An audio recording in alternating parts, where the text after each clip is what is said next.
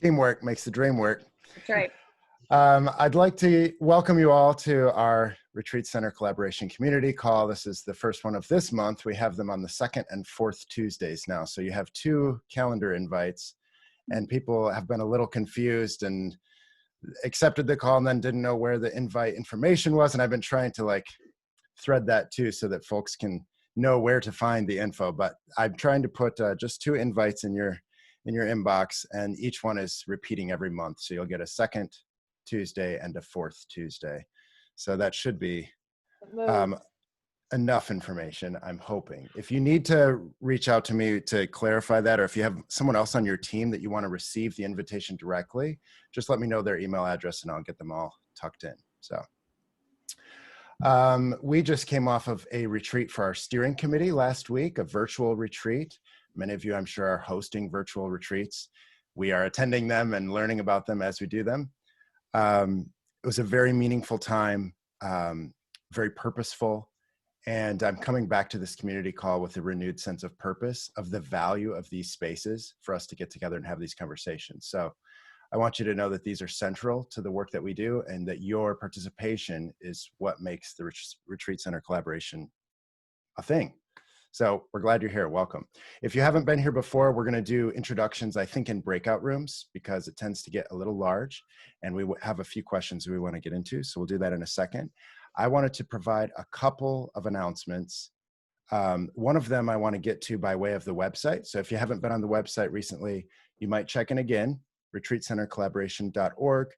I just posted yesterday a new set of trainings that the RCC has put together with Healing Circles Global.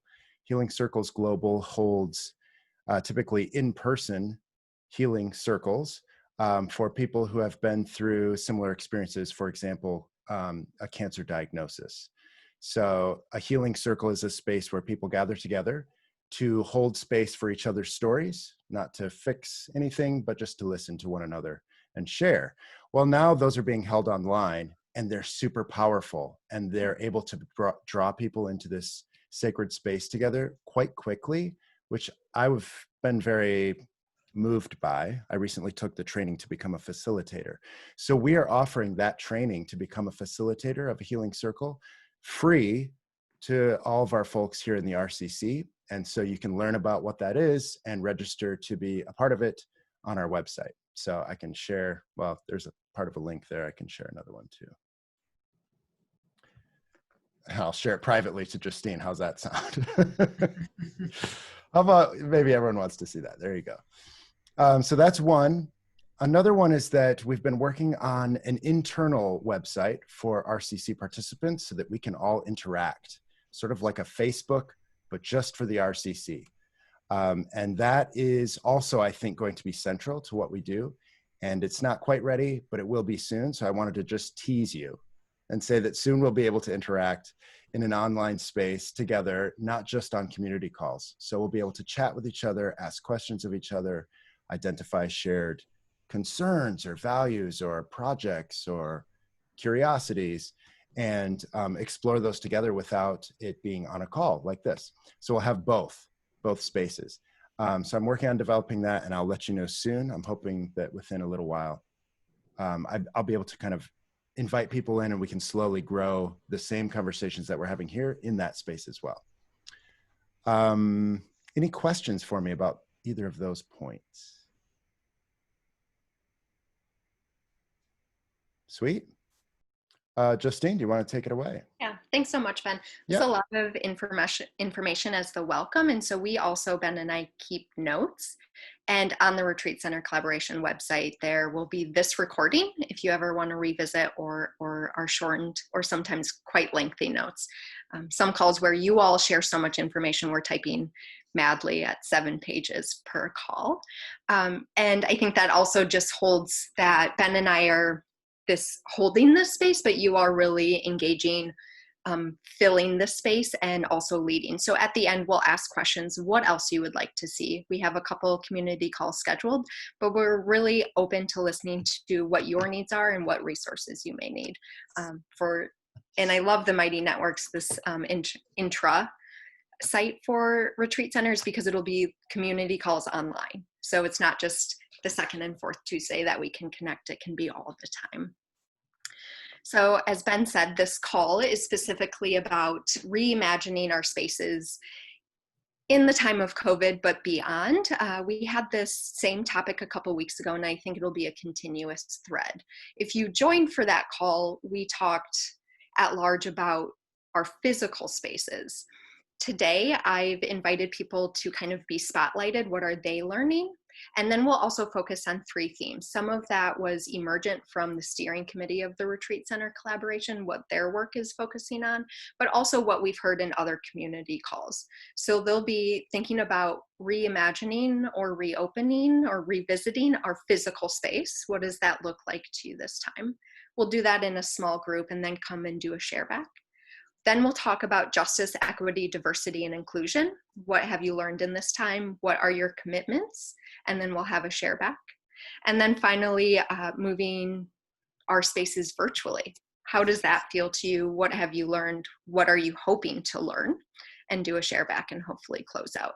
So we'll be running to rooms, moving to rooms, coming back if you're in a retreat center, right? Large meeting space into the small back. So welcome, everyone. Thank you, Ben, for that wonderful introduction. I think the next 90-ish minutes will go relatively quickly. So if you do have questions, please use the chat or just ask. We'll be engaging in the chat to make sure all voices or thoughts, at least, are heard. And we do encourage that you speak from your lived experiences, as we are all knowers and learners in this space. But to start us, yesterday when you got the reminder, I invited anyone who wanted to talk to the large group about what they're learning, invited them into the space. So I'm very thankful for Joannie, who has said, yes, I would love to share some of my learnings. And I'll just let Joannie introduce the center and a little bit about what's been happening in the last couple months. Thank you, Justine. Hello, everyone. I'm Joannie. I'm Joannie Kwok, the program manager at Naramata Center. For those who are unfamiliar with who we are, where we are located in British Columbia in the South Okanagan area.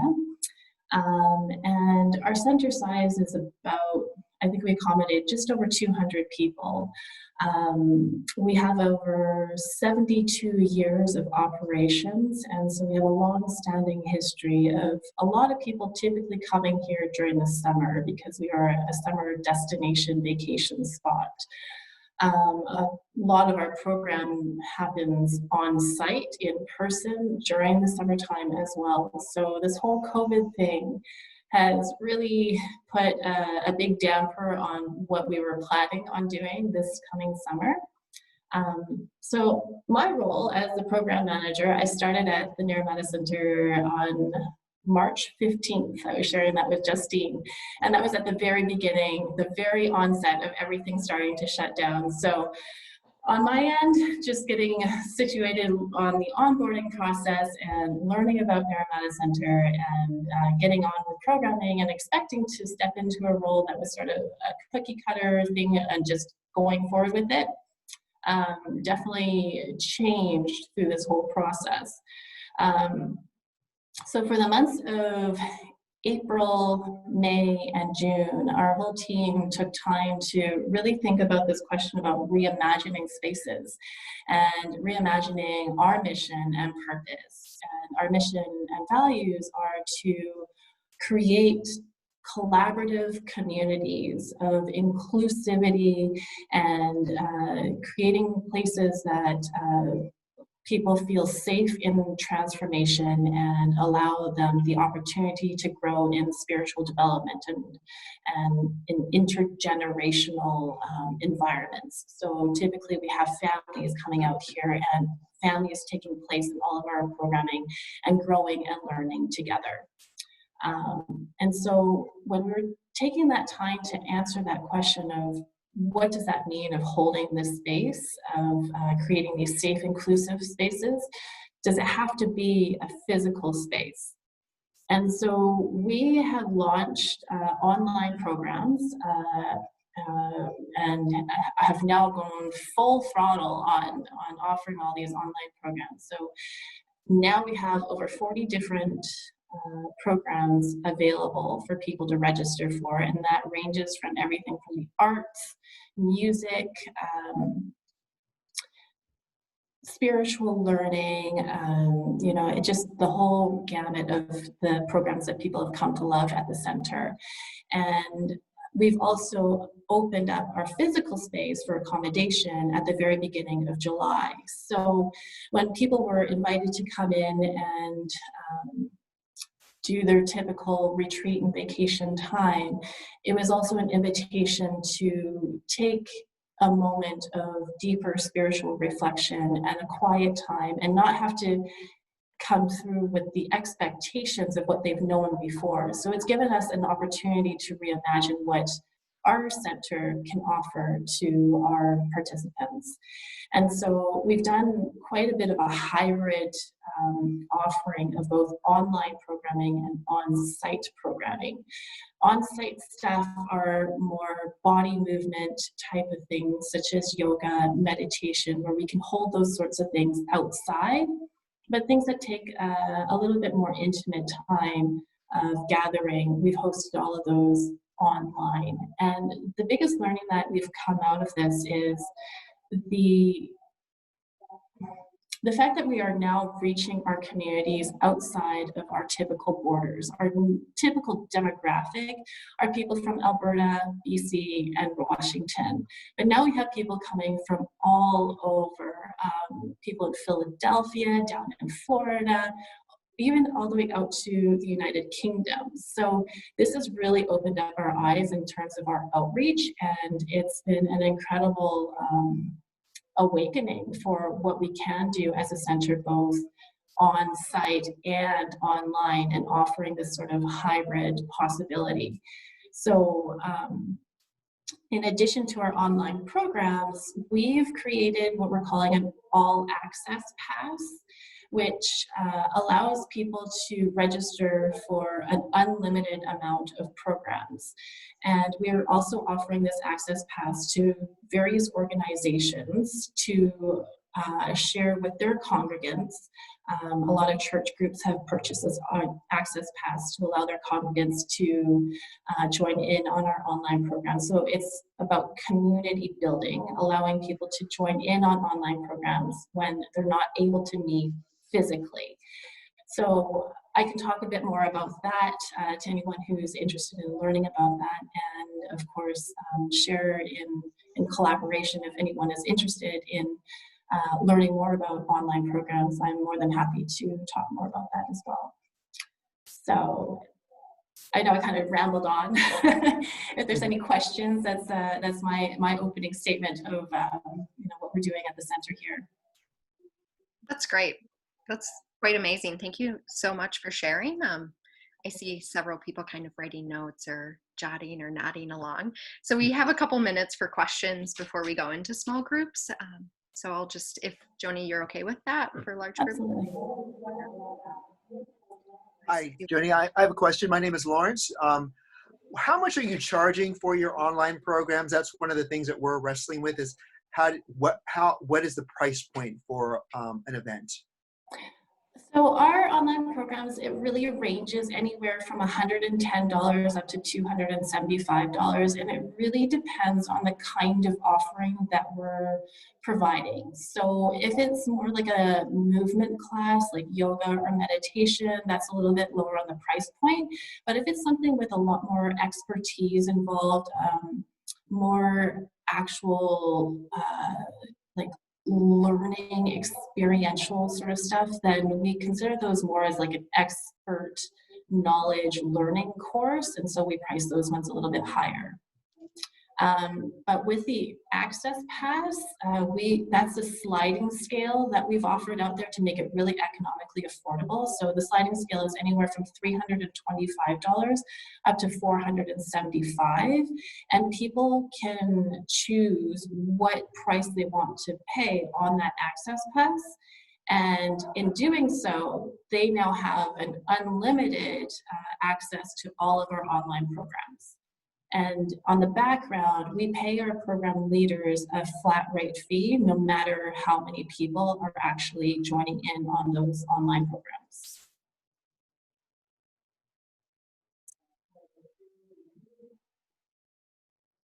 Joannie, how long would those be, the ones that you offer for between 110 and 220? Again, those ones range. So some of our program leaders will do a weekly course for 4 weeks or 6 weeks or 8 weeks. Other ones will do a full week, almost like a retreat, a couple of hours each day for 5 days. A couple of people have done a weekend offering. So they all range. And so we've really just been playing around with different offerings, and each one of them are kind of coming in with a different demographics. So I'm just starting to compile some of the data. I don't have too much of solid evidence of which one is working best. They all seem to have its own sort of manifestations, and I'm still trying to navigate through that process.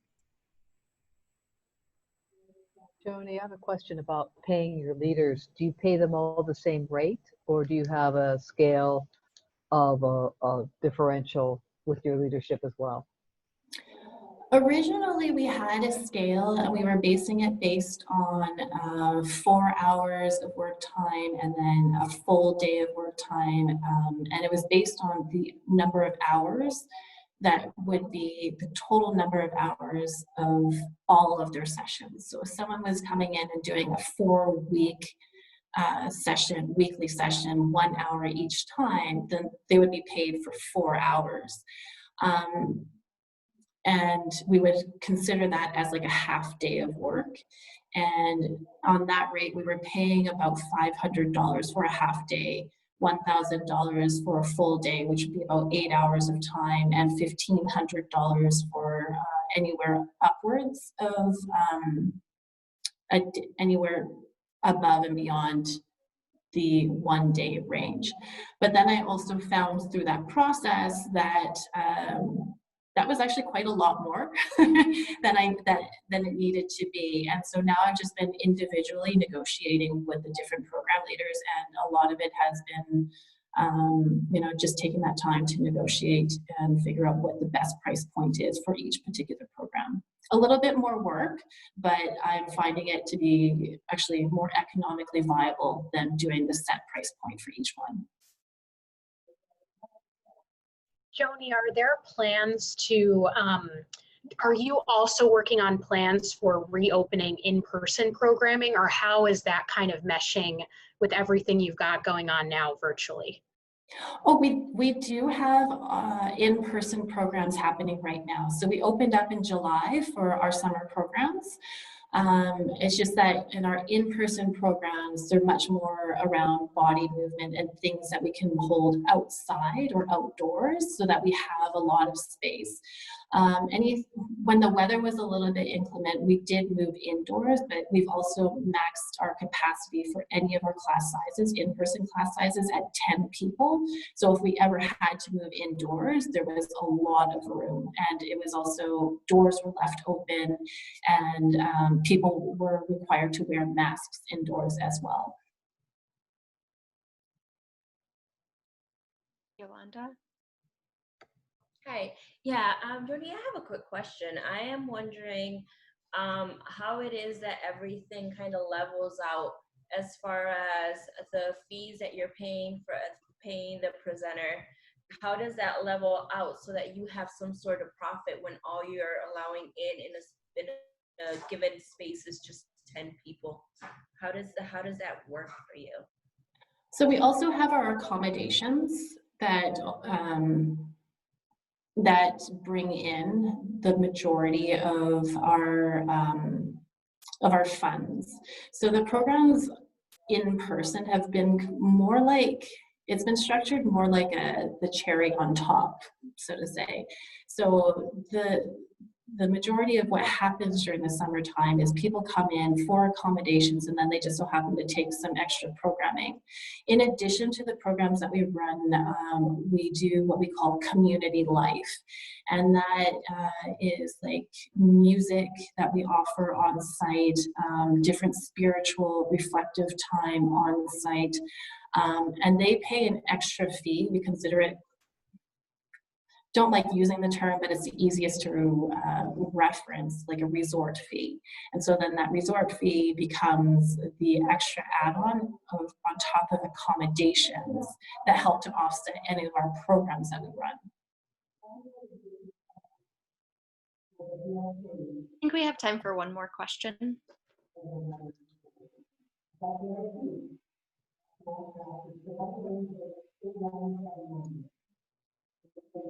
There isn't another question. I just also wanted to share about the Access Pass program. Something else that we've been doing with that is partnering with other organizations that have shut down. So there's an organization in town called the Seniors Drop-In Center that have had to, they just can't open for any of their seniors. So what they've done is they've bought an Access Pass to allow their seniors members to come in and take online programs through us. And what they've done is used it as a sort of a fundraising campaign. So while they have bought it, they have also now started charging the people that they're bringing in like a $10 drop-in fee for using the Access Pass code to using our online programs. So the Access Pass, we encourage organizations to share it with their network, and which will allow their network to have access to their typical community while doing online programs. So that's another offering that I'd love to share with each one of you who may be looking for offering online programs, that there's some collaboration that we can do there too. Kitty, I see your hand up for the last question. Go ahead. Well, I had to jump out, so I may have missed this. In terms of the Access Pad, sorry, so does one organization get one pass and then they can use that pass for all of their members unlimited? And is it unlimited for 2020 or including 2021, or how does that work? Unlimited for 2020. So the programs only go from now to the end of December. And to your first question, yes, the organization would just buy the one pass and then share it with all of their members. Depending on how many members you have, we might ask you to think about buying 2 passes or maybe 3 passes, just to make it a little bit more financially fair. But for most people that have, most of the organizations are a little bit smaller that we're working with, they've just bought one pass and they're sharing it with the rest of their members. Thank you so much, Joannie, and thank you for taking the time to answer questions. It's clear people are intrigued about revenue sources and holding physical space and virtual space. And I'm appreciative that you kind of threaded all 3 of our topics in your opening. And I would encourage us as we go into breakout sessions to not silo, even though I siloed them for you, but to think about the other 2 topics. So again, we'll be talking about physical space first, but also what does that mean for diversity, equity, inclusion, and justice, and how you hold that with virtual space, and rotate that, holding all of those themes throughout any of the conversations. I also thought today as we were designing this that I would have specific questions, but really I invite you to, in your group, lead that. So you might have tangible resources that you want to share. And you might just need to really speak from your heart about how you're holding this with you and your staff. So it's really this free time. What we're going to do is I'm going to ask Ben to break us up into groups of 4 to 5 people. I'd like you to introduce yourself and your space center organization, and then really what speaks to you in this topic. So our first breakout space will be, how are you reimagining or reopening your physical space? Maybe that might be collaborations and partnerships, or you said like we went back to our older traditional model. We've And we've learned this, like you need to buy new water heaters. You know, it could be an entire range of things. So I just invite you to see where that leads you. And we'll have about 15 minutes, and then we'll come back and do a share back for about 5. And that's how we'll do the rest of the day. So thank you, Joanie, for getting us started. Ben, are you good to go? I'm good to go. Do you want to put that question in the chat just so people can? It's such a long and weird question, but I thought you might have it sitting in front of you. I have breakout groups. I have four people about in each room, and we have 6 rooms. That's a great question too, Pat. Yeah, you know, I think I find it a little, I mean, I find some of it, I'm interested in listening to how people are opening their spaces, because it helps us imagine how that might happen. But I mean, we're looking months away in California.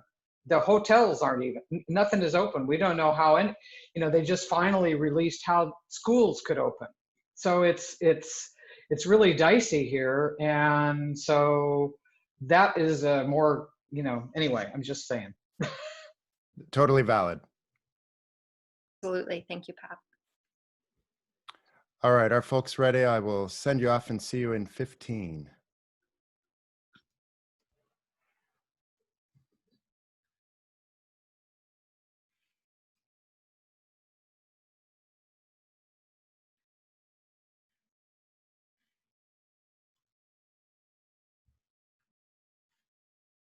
And are so excited to share. We have about 5 minutes. If anyone wanted to share whatever calls to them, if it was a tangible insight like Joanie had so beautifully shared, or just like an aha moment that you gleaned from someone else's story.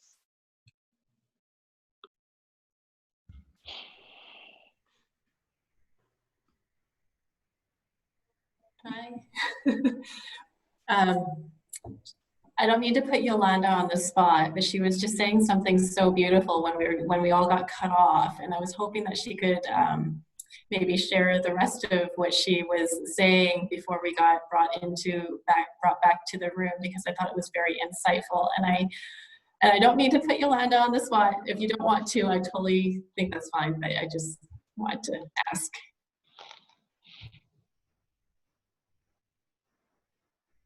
No. We were having a conversation about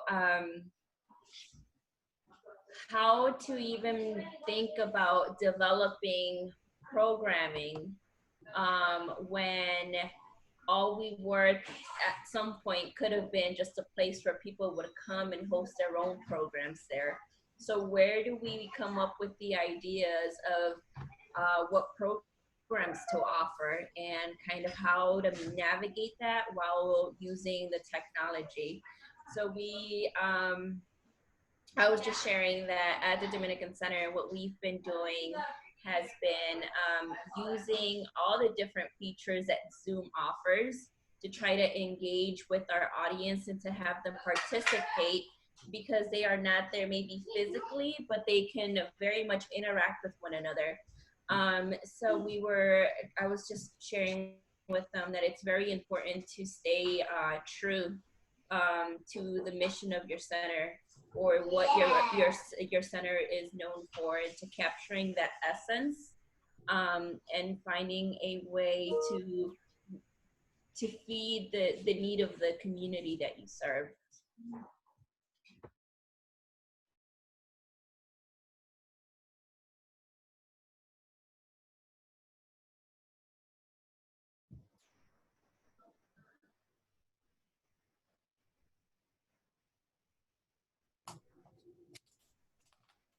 I think the reason that when we were having our conversation, I was just mentioning that here at Bennett Lake, we are primarily an in-person retreat house.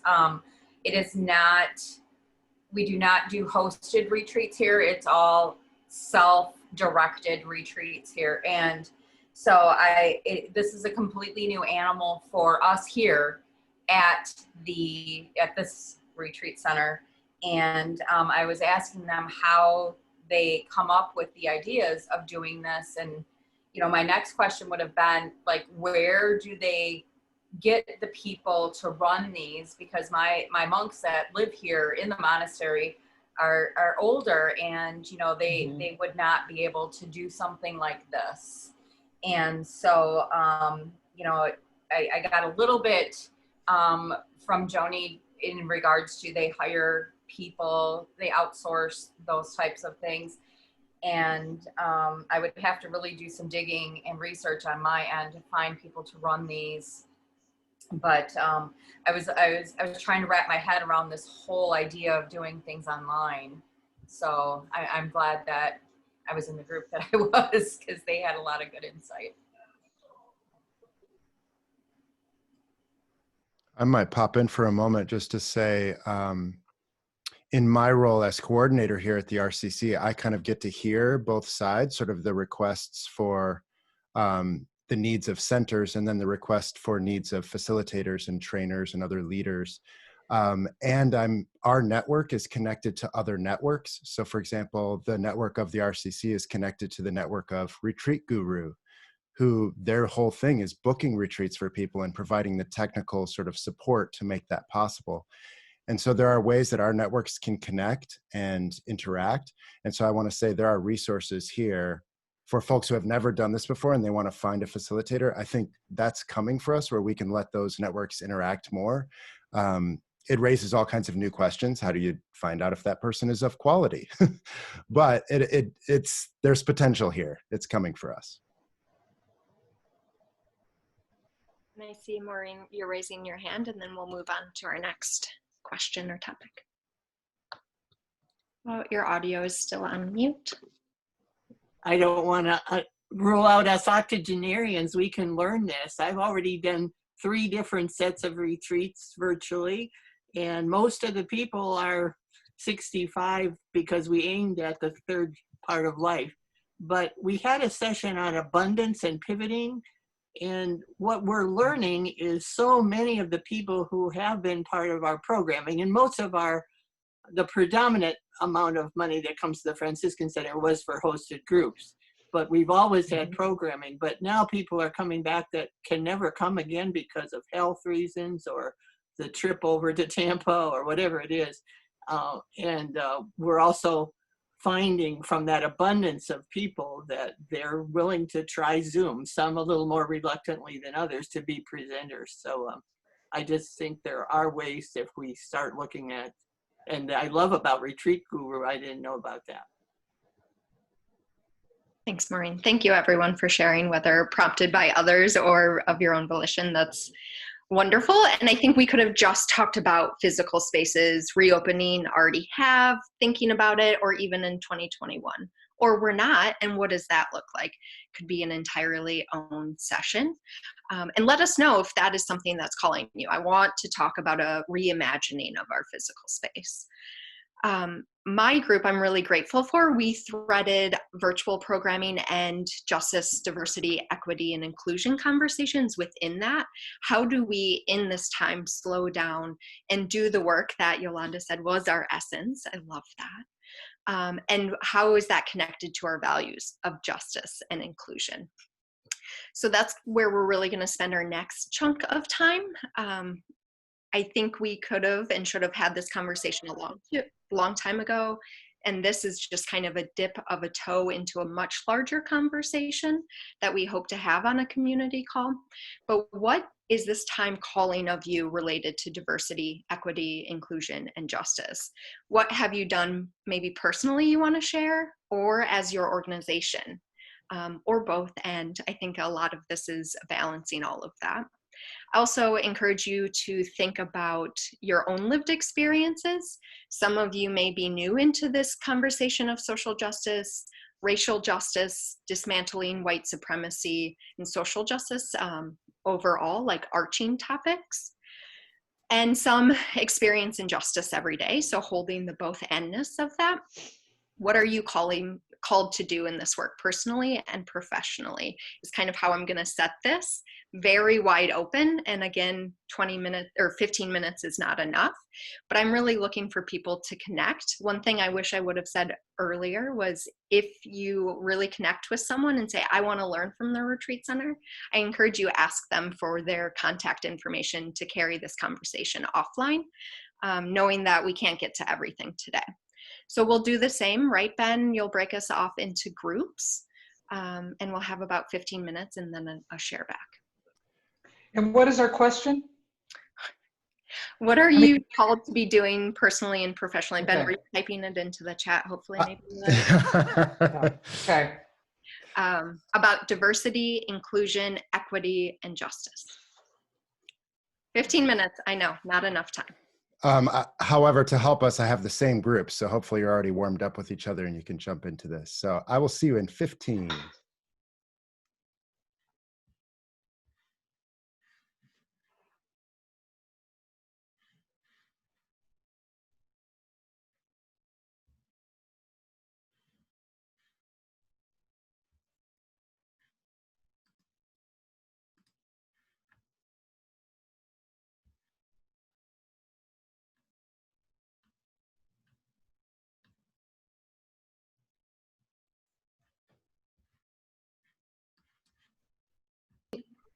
In terms of how to tackle kind of racism and just to have good dialogues and conversations around racism. And so that's kind of some of the initial steps of what we've been doing here.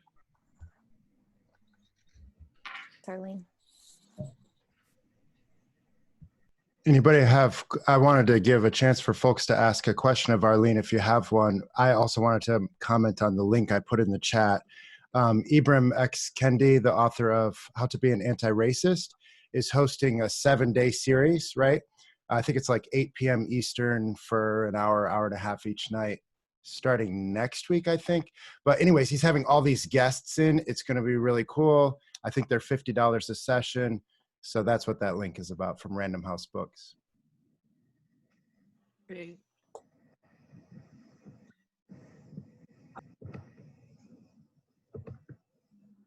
Maureen, are you here?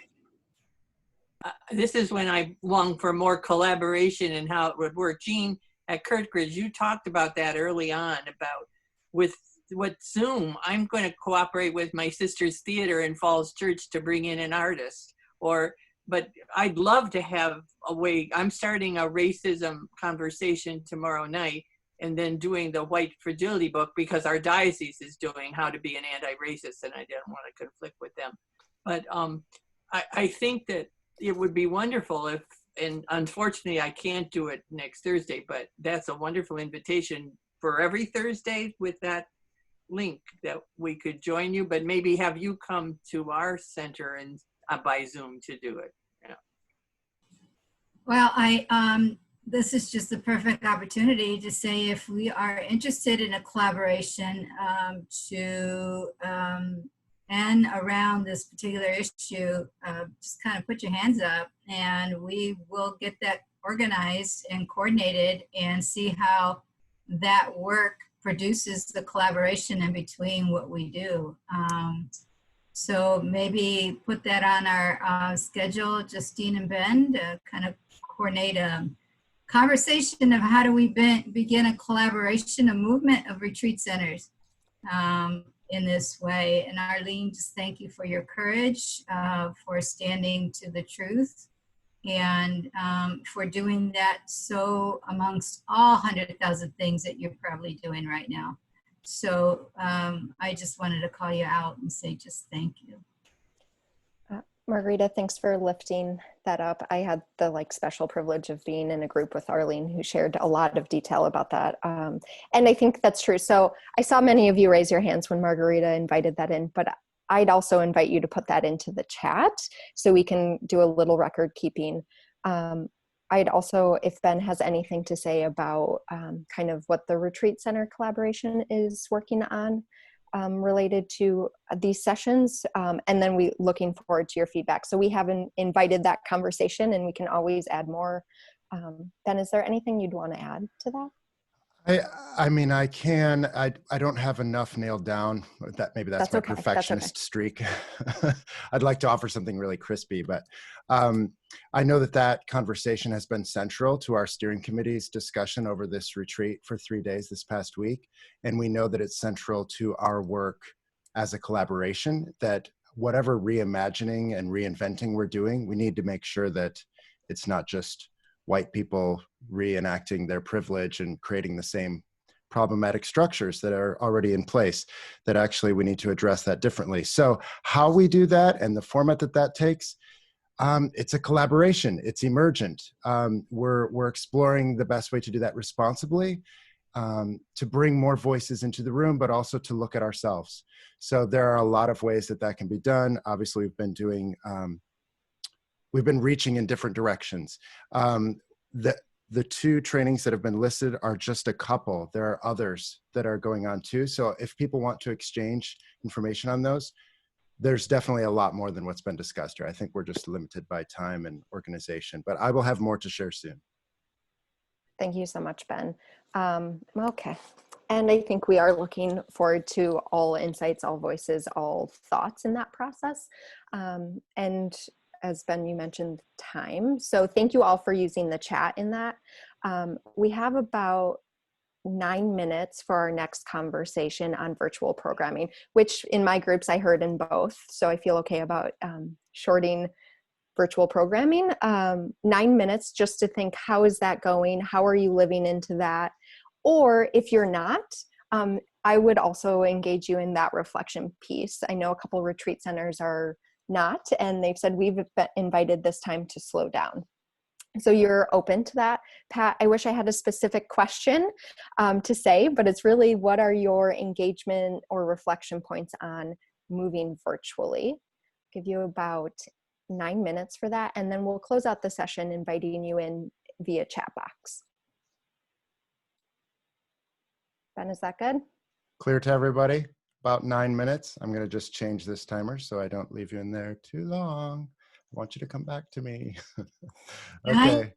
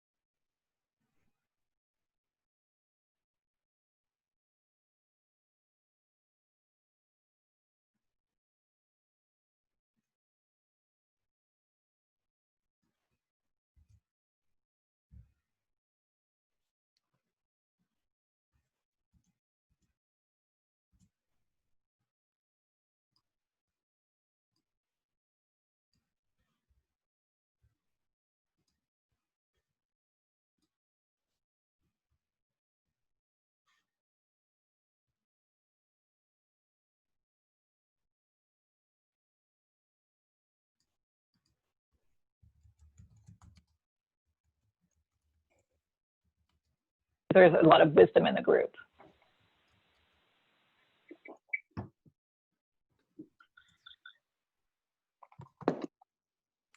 I found another training. I had to dig a little through my inbox, but I want to share that with you in the chat. For those of us who are white-bodied, our colleague Deborah Baker, who is on the board at the Whidbey Institute, is offering a training coming up that I will be attending. You can read about it there. Reach out to me if you'd like to attend, and I can get you in touch with her. Yes, we do need more sessions on online programs. Agreed. Well, I think that's what we'll do in our minute we have together. Thank you, Ben. And Diana, I heard you say a lot of wisdom in this group as we're all coming back to this large space, which I love because it's such a perfect, it's so true. It's such different lived experiences, organizations, and framing. So what I'd invite you to do in our last minute in our chat is say, what other resources would you like, or continued conversations? Many of you wrote yes to conversations on diversity and inclusion. What else? Or maybe you can just reiterate that point. So we'll just give a silent 1 minute to fill that chat up. What else would you like to see? And then we'll close.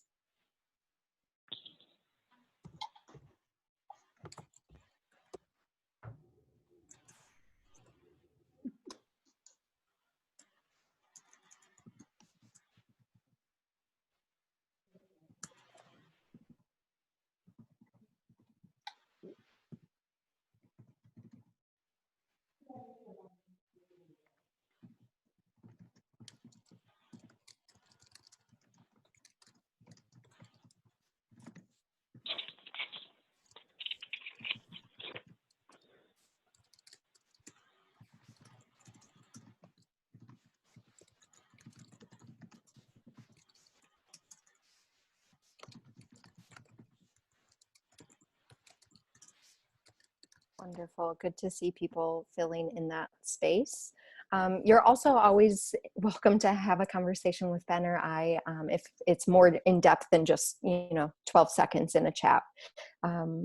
I will put my email address, and all of you should have Ben's, given that he's the one sending out the invitation links.